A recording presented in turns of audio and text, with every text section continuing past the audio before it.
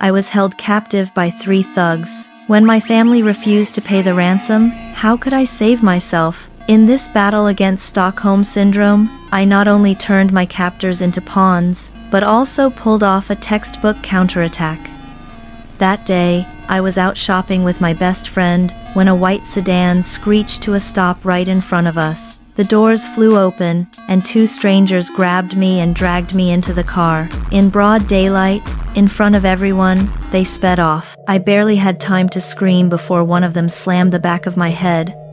Everything went black. When I woke up, my mouth was sealed with thick tape, a black hood over my head, and my body still numb from some kind of drug. I was in an abandoned house, remote and cut off from the world. It felt like a cage. I couldn't breathe, drowning in fear and despair. They chained my arms and legs with heavy iron shackles so I couldn't move. After everything was set, only one masked man stayed to watch me, his eyes cold and distant.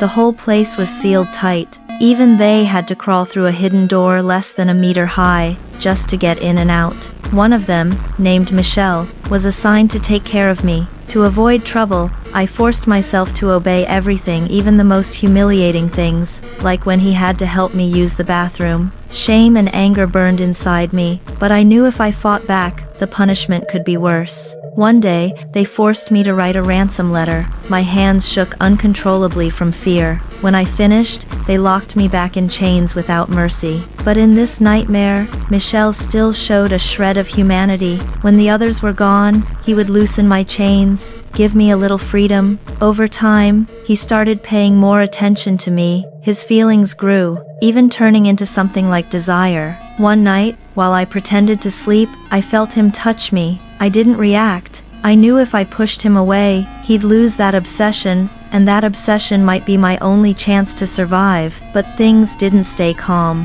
One day, the boss lashed out at Michel. Clearly, the ransom talks weren't going well. Thinking of my family made it worse. I was the child of my mother's affair with a writer. My so-called father never accepted me. There was no way he'd pay that kind of ransom. I knew if I didn't find a way out, they'd kill me. The next day, when the others were gone, I purposely fell to the ground and screamed. Michel panicked, rushed in and carried me back to bed, forgetting the boss's rule, never show me his face. That was what I wanted. Furious, he grabbed my hair, torn between anger and hesitation, but I knew he wouldn't hurt me. So I mentioned that night the secret he didn't want anyone to know. His eyes flickered. He was hooked, trapped in his own obsession. I asked for a shower, testing if he'd unlock me completely. His hesitation, then his surrender, told me everything. He was already too far gone. Neither of us knew the truth that the other 2 kidnappers had already been caught by the police. Days passed, food ran low.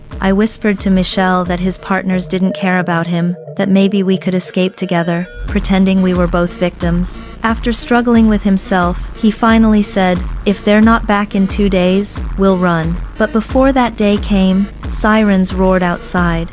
That's when Michel realized his partners had sold him out.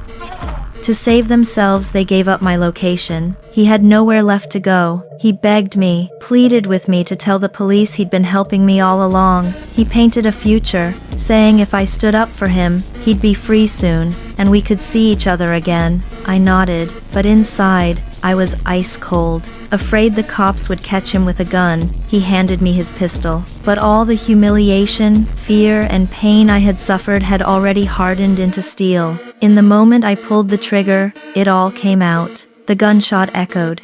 He collapsed, his body shaking violently. Seconds later, police stormed in. They ripped off my chains. Trembling, I whispered to the captain, "Michel tried to kill me." I shot him in self-defense. The officer just patted my shoulder. "Maybe to calm me, maybe to claim the credit," he said quietly. "Remember this, it was the police who shot him. You never fired a gun." And in that moment, I realized this wasn't just a kidnapping. It was a battle of minds, of fear, and of desire. On the surface, I was the victim. But deep down, I had learned how to survive, how to use cracks in human nature to find a way out. Every time I endured, every time I stayed silent, it was just setting the stage for the final strike. Maybe real freedom isn't when the chains come off. Maybe it's when you realize, even in the darkest place, you can still choose how to take back control.